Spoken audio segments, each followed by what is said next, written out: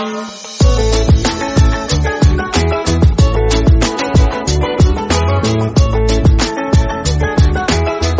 The lord.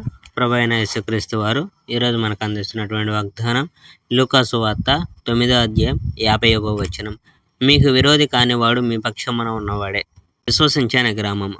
ఆయన పరలోకానికి వెళ్లే సమయం దగ్గర పడసాగింది. యేసు యెరూషలేము వెళ్ళాలని గట్టిగా నిశ్చయించుకున్నాడు.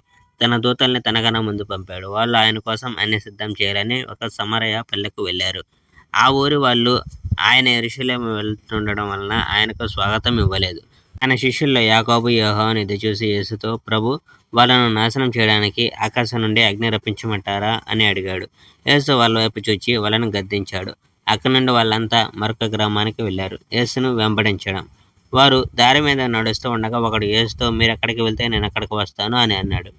యేసు, నక్కలు నివసించడానికి బొరేలు ఉన్నాయి, ఆకాశ పక్షులకు గొల్లున్నాయి, కానీ మనుష్య కుమారుడు తలవాల్చడానికి కూడా స్థలం లేదు అని అన్నాడు. యేసు ఇంకొకనితో, నా వెంటారా అని అన్నాడు. కానీ అతడు, ప్రభు, నేను వెళ్ళి ముందు నా తండ్రికి సమాధి చేసి రానివ్వండి అని అన్నాడు. యేసు అతనితో, చనిపోయిన వాళ్ళ సంగతి చనిపోయిన వాళ్ళు చూసుకొని నీవు వెళ్ళి దేవుని రాజ్యాన్ని గురించి ప్రకటించు అని అన్నాడు. ఇంకొకడు, ప్రభు, నేను మిమ్మల్ని అనుసరిస్తాను, కానీ ముందు వెళ్ళి నా ఇంటి వాళ్ళకు చెప్పి రానివ్వండి అని అన్నాడు. అందుకు యేసు, దున్నుటకు నాగలి పట్టుకొని వెనక్కి తిరిగేవాడు దేవుని రాజ్యానికి అర్హుడు కాడు అని అతనితో చెప్పాడు. Praise the Lord. May God bless our India.